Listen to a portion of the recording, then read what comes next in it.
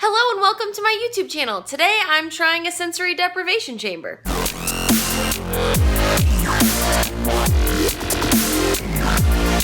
So some of you guys might be wondering what the heck is a sensory deprivation tank, also known as an isolation tank. Well, according to Wikipedia, it is a lightless, soundproof tank inside which subjects float in salt water at skin temperature. So if you guys follow me on Snapchat, Twitter, Instagram, you know that I'm a really type A person. I busy myself with a lot of things to do, and yesterday I finally wrapped 60 days of UFC MMA fight training. It was an incredible experience. I am so thankful for it. But after we wrapped it all up yesterday, I came home and was just hit with a bout of exhaustion. And it became really apparent to me this week as this video was ending how much I need to prioritize my mental health. So I'm gonna try a sensory deprivation chamber. I am going to be going into the chamber for 2 hours, and I think that this will be a great way to hit the reset button. So let's go try it out. Woo! This is it. This is it. This door looks super cryptic. All right.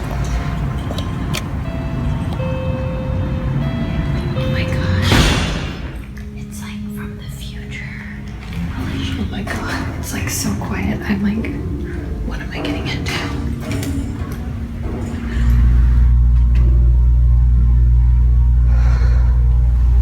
I'm kind of nervous, guys.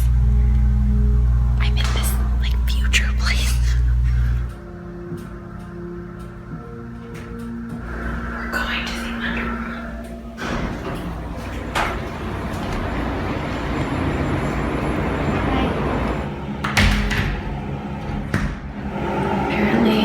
Take a shower here and then go in here. This is like so fucking scary. I came here to try and help my anxiety, and my anxiety's really high right now. So I really hope it's a different story when I come back out. But I'll report back to you guys when I get out of here.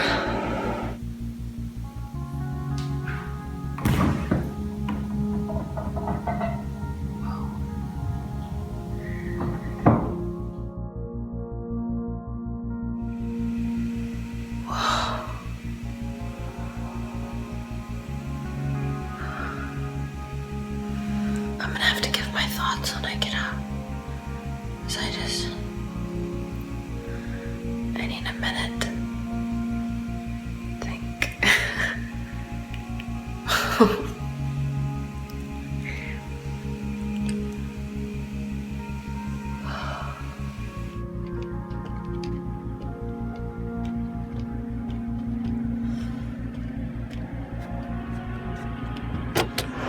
So I just got out of the sensory deprivation chamber about 5 minutes ago.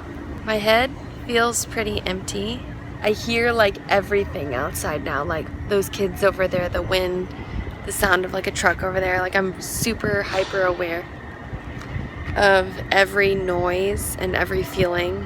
While I was in there, at first I was very anxious. It's pitch black. You're just like floating around. It feels very weird. And I started getting worried that it would feel like an eternity being in there. And then I fell asleep. I didn't have any like crazy dreams, but I definitely had like strange imaginations. I think I also went into the experience expecting something very specific. What I was expecting was my mind to completely empty itself, which it kind of did eventually, but I was so wrapped up in that happening that it took me a while to let go. After I woke up from my sleep, I kind of realized where I was, which was a little scary, and then I had a lot of trouble returning back to that, so I just decided to get out. Everyone has a unique experience. When it comes to a sensory deprivation chamber, there's no right or wrong one. I would definitely recommend it to somebody who, like me, has trouble sleeping, needs a mental, physical break from everything.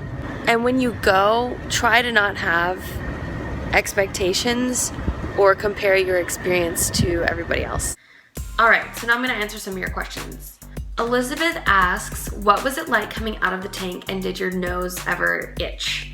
Coming out of the tank was pretty surreal because you've been in the dark, not touching anything for such a long time, and then you see the light and it's a little bit disorienting. My nose did not itch ever. One thing that people don't really talk about too much is that the tank is so salty. Not like you get out of the ocean and you like smell salt.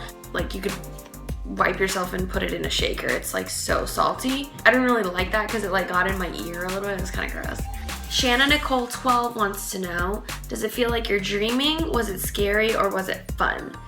I would say it's a little bit of all three of those. I think because my body wasn't distracted by any physical sensations, it was both scary and peaceful at the same time.